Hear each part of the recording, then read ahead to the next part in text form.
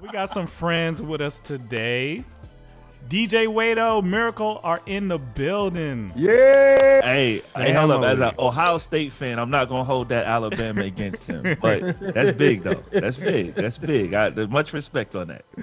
Yeah, man. So we are a full house again today, man. We're so excited to have Wadeo here with us today. We want to find out what he's been doing, his re-emergence, and what all went into that, and everything you got going on, man. So talk to the people, man. What have you been doing? And then we'll talk about the cool stuff you got going on now. Well, so first, man, thank you guys for having me. I've always been a big fan since the Holy Culture Radio message board days. I go back that far with y'all. When y'all was actually wearing tracksuits. I remember all this, right? So, but yeah, it's an honor to be here. What have I been doing? So, for most of my professional Christian rap career, whatever you call it, I've been living in Newark, New Jersey, and most people remember me from living up there, doing stuff in Brooklyn at Ja Rock and all of that stuff. My family and I moved to North Carolina about 3 years ago. That was around the time we took a break from just doing Wadeo radio stuff. And I've actually been doing youth ministry. I'm a high school pastor at a church, Hope Community Church, here in Raleigh, North Carolina. And I'm not gonna lie, I've been growing the youth ministry, man. It's been really exciting doing that work. We started with like a weekend thing last year where we had about 6 kids, and we've had 100 high school students come through over 100 come through the youth ministry this year. Oh, and so yeah, I've been putting in work on that, and I love it. I love doing ministry. Love seeing people just get closer to God, reach their full potential. You know, all of that stuff, pouring into high schoolers. So that's been great. But yeah, man, we and this is crazy to say this. I can't tell y'all the date, but here's what I will tell you. It's not Monday, it's not Tuesday, it's not Wednesday, it's not Friday. But we are relaunching a daily radio show on Sirius XM. So I'm not supposed to tell the date. That's part of our deal. But Holy Culture is expanding. I'm excited to partner with them. I'll be on from 6 to 8 every night, channel 154. So is that the DJ's time slot? Like I remember growing up, Flex was at that time down here. We have Greg Street. Yeah. Everybody come on like 6 to 8. Is that the DJ slot time? Well, you know what? Flex pioneered that. So everybody that is in that slot, Flex is who you pattern yourself after. That's drive time, even Power 105, they got Clue there and you know all of that. Clue. So yeah, man. That's awesome, bro. That's real good. So like what because when you told us you were about to go, do ministry, leaving New York, it wasn't clear to me that you were coming back. So when I heard your name pop up, I was like, man, Wadeo's done with us, man. He is done with this whole space. What was your thinking like during that time? Why did you decide to come back? I love your honesty. I won't say I was ever done. I think there was a few things going on. I think I was a little burned out. I had a lot going on in New Jersey. You guys saw the public Wadeo radio stuff. I was actually probably putting in 30, 40 hours a week at a church in New Jersey that I was a part of, Metropolitan Baptist Church. I've grown so much at that church, but I also wasn't getting paid either. And so I just had a lot going on. Then my family, we were going through some transition. We had a major life situation happen. My wife lost her father. And so, whenever you go through, loss of a parent, loss of a spouse, loss of a child, divorce, those are really major life transitions. And so you never know how people are going to respond and how that affects you. And so that had a massive, massive impact on our family. And I think me and my wife just started praying through, we need something different. Like, I think God is calling us into something different during this season. And I always knew I had a call to ministry. I just wasn't really in a space where that call could be, furthered or nurtured or any of those things. And so we just kind of prayed through what things would look like. And, I actually applied to work at this church that I work at now. And I had never been there before, never seen it, just from some online stuff. but really felt the Lord leading us there. And man, it's been one of the best decisions I've made in life, man. Just I think for how it has impacted my wife, my kids, this move to North Carolina, how much we've grown at Hope, our current church. And so, man, we just been enjoying it. So yeah, man. So that's really what it was. It was just, and I think sometimes when you're going through stuff like that, you're like, man, how much of this do I communicate publicly? How much do I keep to myself? Yeah. And so I know it was vague when I left. It was just like, what is up with this dude? Like, I saw all types of stuff. People thought, man, Lecrae ran him off. He had too much beef with Lecrae, so they just, you know what I mean? It wasn't that. Wait. Yeah. Beef with Lecrae. When did that come up? We didn't know that. we didn't have beef. We had our differences. We had differences for a while, and so. But yeah, man, I was burned out, man. I was burned out from ministry, yo. I was. Did you burned out from CHH? Like, did you feel like I capped off? Like, my cap was done? Okay. It was. I think I was burned out of CHH. I think so many people not really viewing this as ministry. It got me to a point where I was just like, I got into this for ministry. Like, everything else that came with it was never like a goal. And so I'm like, if this is just not what we doing, I probably don't need to be a part of it during this season with everything else I have going on. Right. Did you think, I mean, because that's what the mid 2010s, did you feel like the shift been happened and it was just like, okay, maybe it's somebody out there that's about ministry, so let me hold on to them, and then in that turn, you know what I mean? So do you think that's what it was? Yeah, I think there was a little bit of that. I also think I think when it came to the radio thing, I think there was a space that I was at, and it was doing well, but it was just like I couldn't quite figure out how to get it to a different level. You know what I mean? And so sometimes, man, you have dreams, goals, aspirations, all of those things, and you're just like, man, maybe I just won't hit this. And it was cool. And then, like I said, I think with everything going on with my family, it was like, you really need to spend some time focusing on your family and setting them up to be successful. And so I think that was kind of out of balance for me a little bit as well. So it's like, you had all these things converging. You had what was going on in the industry, what was going on in my family, what was going on at my church. And it was clear that God was saying, you may need to shift into something else. And so, that's what we did. And so, this current season, honestly, it took me and Trig probably talked 4 or 5 months about the Sirius XM thing. And just in a variety of different roles. So it was just like, there was some on-air stuff, there was some behind-the-scenes stuff. And, I was just praying about it. And God was just like, you know what? It's time for you to do this. And then things just started opening up.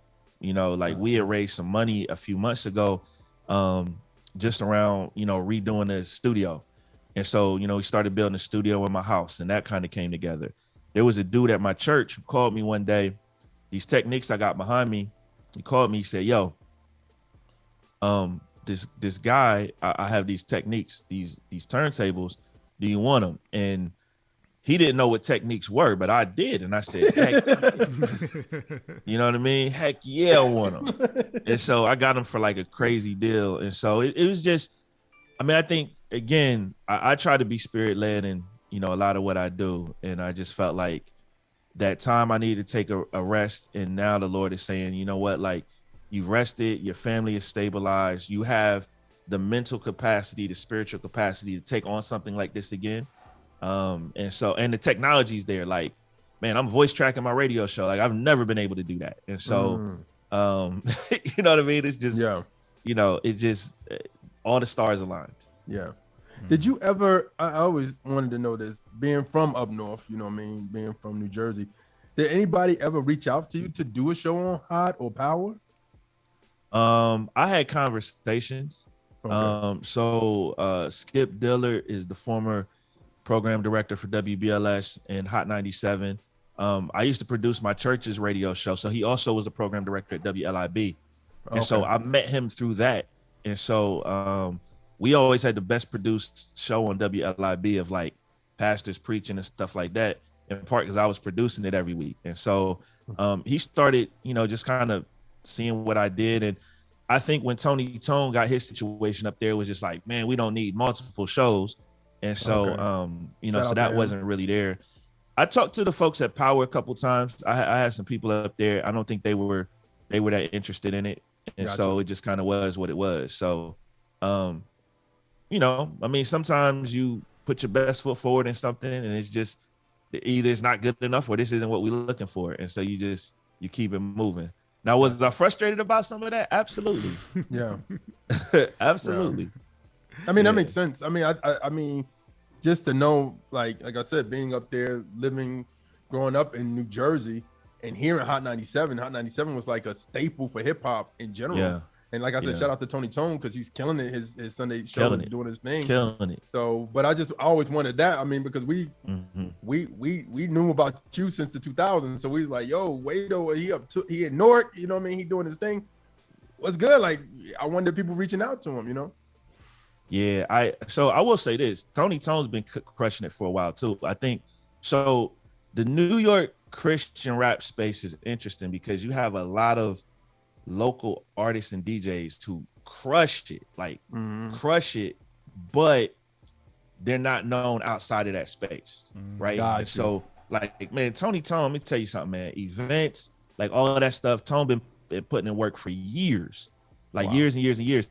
And even I would even say before me, there was a dude named Floyd Cray, and he was actually on WFDU. It was a student-run station in Jersey, but you could hear it all over in New York. Man, he used to have Corey Redden, Precise, Richie Righteous, Cross Movement, like all them dudes, Jazz, doing live interviews on the joint. And he was actually the dude who first gave me a set of stations to even be on. He was kind of winding down, and he had these 5 stations that Calvary Chapel owned that he was broadcasting on, that he would pre-record, send them a show, they broadcast it. And he said, yo, I'm basically retiring.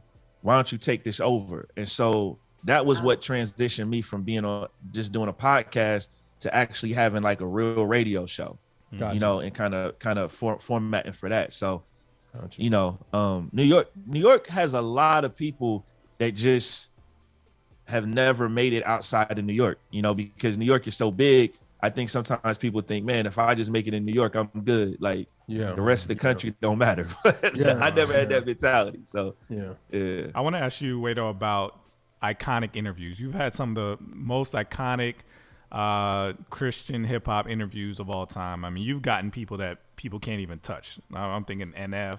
A lot of people couldn't get like big interviews like Lecrae and all that. So, talk about like what are the ones that stand out to you the most? The ones that you remember the most, you think about the most. Like, give me some of that. So I'm gonna go back to the beginning. The first national artist to give me an interview was K-Drama. And so I'm from Columbus, he's from Cincinnati. I was home one time, and I had 5 episodes done at this point. And I was home, and he was performing at Scarborough Mall. There was something going on there, but he was performing an Elevationist performance. So like Chris Gray, Taylor, their group, and K-Drama was headlining. And I never forget this, man. I did an interview with him in the hallway of that mall, with people walking around, everything. It's like episode 6 of my podcast. Tone was a big one. After I did that interview, that's when I decided to do this full time. He had just released The Naked Truth, and I mean, he was, probably the biggest gospel artist at the time, and he's cursing, and his record label had dropped him. His father had just passed away. I mean, it was crazy. And I literally just hit him up on MySpace, and he was willing to do it. I've had a bunch with Lecrae over the years, like Rebel album, both the Rehab albums. I think the long form video one we did where, we talked about Aha Gazelle and his, his transition, from kind of being more ministry minded to just his evolution in music. That's probably the one everybody sees because it's on YouTube. Truth, me and him have had some great ones over the years. Probably my favorite person to interview is Thizzle. Because we go in it with no game plan, and it just they're always fire. So yeah. And he was actually if you go look on my YouTube, he's the first person to ever do a video interview with me. Wow, dope. Yeah, we were at South by Southwest, no lights, with a phone. It is bootleg as heck. Like it's so bootleg. But yeah, so yeah, man. But I've had Kurt Franklin. I've interviewed him. Chris Broussard multiple times. Al Sharpton. Man. I love Chris. Wow. Yeah. I love Chris. Yeah, King Movement's going to have a show on the Sirius XM channel too on Holy Culture on Sundays. That's awesome. Yeah, King Talks. Yep. He's somebody who really reaches back and supports what we do, man. He really helps. Yeah, he does. I mean, I'm gonna tell you something.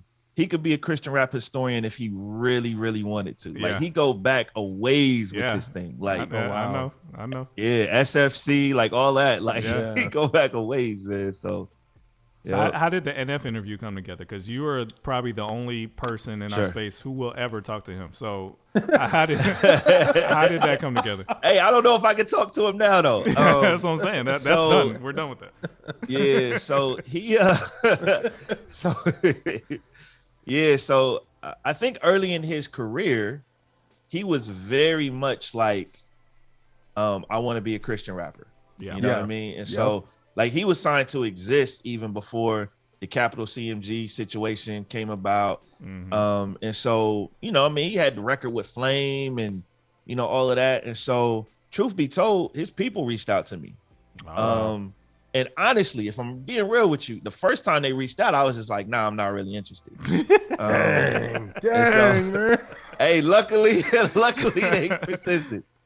Luckily, they were still interested. He held on to that. It sounds like he held on to it, man. I feel special because of that. But yeah. So they reached out again. I think after the first album came out, and so we kind of did the interview, and then we did another one.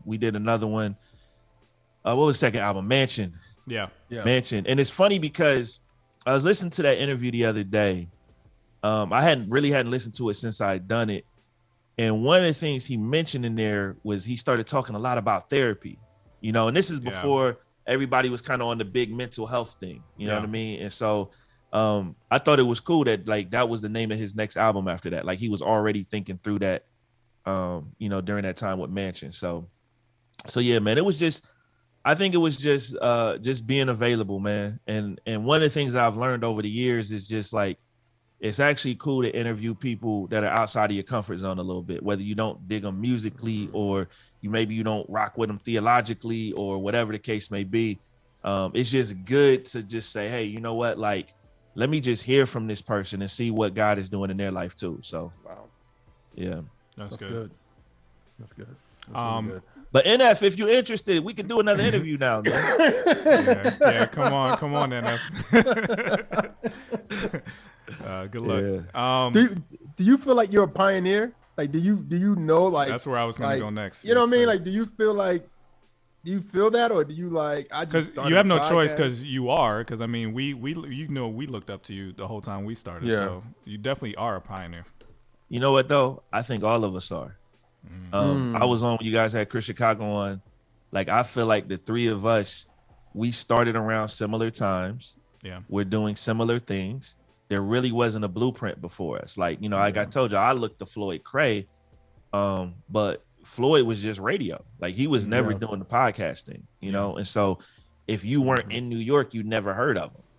And so I think just because of technology, right? We started podcasting in 2006. People didn't even know what an RSS feed was. There wasn't even a podcast app on the phones, right? So it's like, it was just, but for me, it was just like, nobody will give me a shot to do regular radio. So you got to do it yourself. Exactly. So I got to do it myself. I got to figure this thing out. That's what we all did. It's like, you just got to make it happen. There was a dude at my church, man. His name is Charles Williams. He was a producer for CBS News. And he let me start the Wadeo radio show in his basement. I didn't even have the equipment or nothing.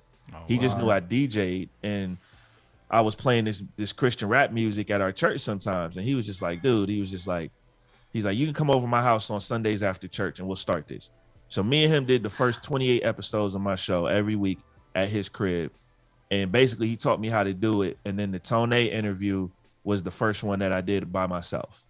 And then, then I started producing that for a while. And then I had a guy named Anthony from Toronto. That's a whole other story. But he produced my show for a while. And then Daniel Cody, D Royal, he produced my show for about 4 or 5 years. And so it's been even just that part has just been a huge blessing of just, working with people, having the right people around you to help you do these things. I've never owned a camera. Like, I'm about to buy my first camera. Like, even when we were doing all these video interviews, like my man Jay Beats, he would always bring his equipment, and that's how we were doing it. And so, man, the Lord just always made a way. So in a way, I feel like I'm a pioneer, but I'm not the only one. You know what I mean? So you know who else good. we probably have to talk about as well as G Wade. I don't think a lot of people know who G Wade is. Woo! That's a throwback. That's Atlanta's finest right there, bro. G Wade, I mean, I've known him. I don't know him personally, but I've known of him, and I've known of what he's been doing for years. And I'm like, yo, people, and maybe because it's that what you talk about, that local situation. But yeah, man, he's been doing stuff. I remember seeing an interview with him and not IROC Jesus, but IROC Williams. Little IROC, years ago. And I'm like, that's early 2000s. So people used to mix me and G Wade up when I first started, because he was more established, and like you said, he was killing Atlanta. Just doing media stuff. So yeah. It's so many people, like you said. It's like, we can even go back for us in Atlanta, like the radio part is Boogie Blessed. They were playing stuff in the 90s, late 90s, early 2000s of Christian rap and rhythm and praise and stuff like that. So it's so many people that had pockets of this going on, but it wasn't people that you can go to. Like now, I think a Christian hip hop rollout is, okay, Wadeo, us, Crew, this, all these other people to go and roll out your music and your project. But now I don't know. Back then, I don't know if it was just you and Chris Chicago where people would come and see y'all. Because we didn't really, honestly, I say this, we didn't come into the fold until like the 2010s. We were doing the show, but we didn't really interview artists like that until like the 2010s. Yeah. Where you guys were just like. You guys and Gorilla Cross as well. Yeah. You guys set the standard for visuals. I mean, just how stuff looks, great graphics, thumbnails, all that stuff really kind of stepped up during that time. So you guys definitely inspired us. Yeah, and I appreciate that, man. Shout out to my man, J Beats Exclusive. He's been my creative director for years. And so even in the beginning when we had bad graphics, he grew with us. You know what I mean? Like he'll post stuff every now and then on Facebook like, why'd y'all let us do this? But it's he always had a vision for just excellence, and so I was just always content. Like, man, let's put it out. He like, nah. It's gotta look right. We need the lower thirds. We need this. It's gotta be composed like this, and that kind of thing. So, I'm thankful for people like that, because that's not really my wheelhouse. Like, I'm a DJ. I know how to play music. I know how to ask questions. And so, And I just everything else I need help with. And we absolutely enjoyed our trip up to New York, man. Like that was a great experience for us. It was so much fun being in your spot. So it was very memorable, man. And we appreciate the love you've shown us over the years, man. It's been awesome. Now I appreciate that, man. Yeah, I'm gonna have to have y'all down to the new spot. We still working on it, so it's like we got the equipment, but we haven't done the decor yet. So but yeah. Shout out to Sean Slaughter. People asking what the ham sandwich. Yes. So that show was fire too. Yeah. There's a lot of and another show that I used to love. I don't know, a lot of people have problems with, but Hollowfest Radio was hilarious to me. It was. Preach that fire. Yeah. I know he preaching now. That fire. Oh, he preaching now. Yeah. Yeah. But I remember some of his legendary joints too. So it's a lot of legendary people, man. We got to do a documentary on CHH Media. I think that would be dope. So Wadeo, you hanging out with us today, right? It's a great I'm idea. hanging. I'm here. I'm in the field today. I'm in the field. All right. I'm in the field. Today. Let's get back into it. You in the field with the Trackstarz, Ryan Righteous, Sean Tanner, DJ Jeremiah. Let go.